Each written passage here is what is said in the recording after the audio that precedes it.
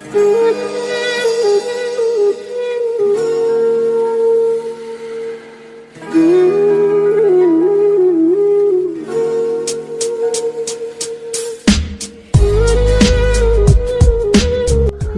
सी बेकरारी है, वस्ल है और फिराक तारी है, जो गुजारी न जा सके हमसे, हमने वो ज़िंदगी गुजारी है। अस्सलाम वालेकुम नाज़रीन, मैं आपका मेज़बान इब्राहिम हुसैन राही और आप देख रहे हैं शमा टीवी। नाज़रीन मोहतरम, इस वक्त मैं मौजूद हूँ जदीद के यानी अहद हाजिर के हम कह सकते हैं अहद हाजिर के सबसे मकबूल तरीन शायर जॉन एलिया के मकबरे पर।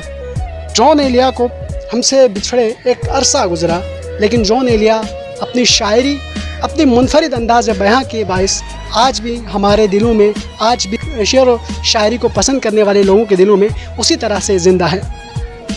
जॉन एलिया की शायरी जैसे ही कोई भी पढ़ लेता है या सुन लेता है तो उस पर एक वज्द सा तारी हो जाता है। वो कहता है कि आज जॉन एलिया के मकबरे पर आकर हमें ये इस बात का एहसास हो रहा है कि कितनी दिलकश हो तुम, कितना दिलजो हूँ मैं, क्या सितम है कि हम लोग मर जाएंगे।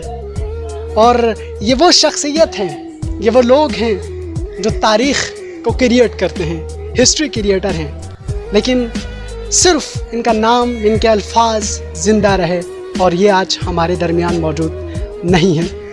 ये जो तकता है आसमान को तू, कोई रहता है आसमान में क्या, ये मुझे चैन क्यों नहीं आता, एक ही शख्स था जहान में क्या, और हासिले कुन है ये जहान ख़राब, यही मुमकिन था इतनी उजलत में। जॉन एलिया की शायरी का कोई भी पहलू, कोई भी शेर जब कभी भी हम पढ़ते हैं, हमारे अंदर एक अलग सा वलवला पैदा होता है। जॉन एलिया को शायद अपने अहद में उतनी शोहरत ना मिल सकी, लेकिन आज जॉन एलिया जिस मकाम पर खड़े हैं, उनके मकाम का, उनके मर्तबे का कोई दूसरा शायर मुकाबला ही नहीं कर सकता।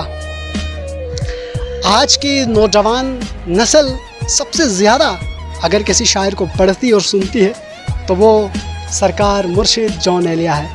और ये मेरे अल्फाज नहीं है, बल्कि ये नौजवान नस्ल के अल्फाज हैं, क्योंकि जॉन एलिया ने नौजवान नस्ल की जो दिलों की बातें हैं वो शायरी की ज़ुबान पर, वो तमाम अल्फाज जो हर शख्स की लबों तक नहीं आ सकते, सिर्फ वो गौर कर सकता है या सोच सकता है, लेकिन जॉन एलिया ने उन तमाम लोगों को एक ज़ुबान अता की। आज यकीन मानिए कि मैं जॉन एलिया साहब के मकबरे पर मौजूद हूँ। जो खुशी, जो राहत मुझे महसूस हो रही है, मैं उनको लफ्ज़ों में बयान नहीं कर सकता, जिसके लिए मैं अपने दोस्त का शुक्रिया भी अदा करता हूँ कि वो मेरे साथ यहाँ तक आए।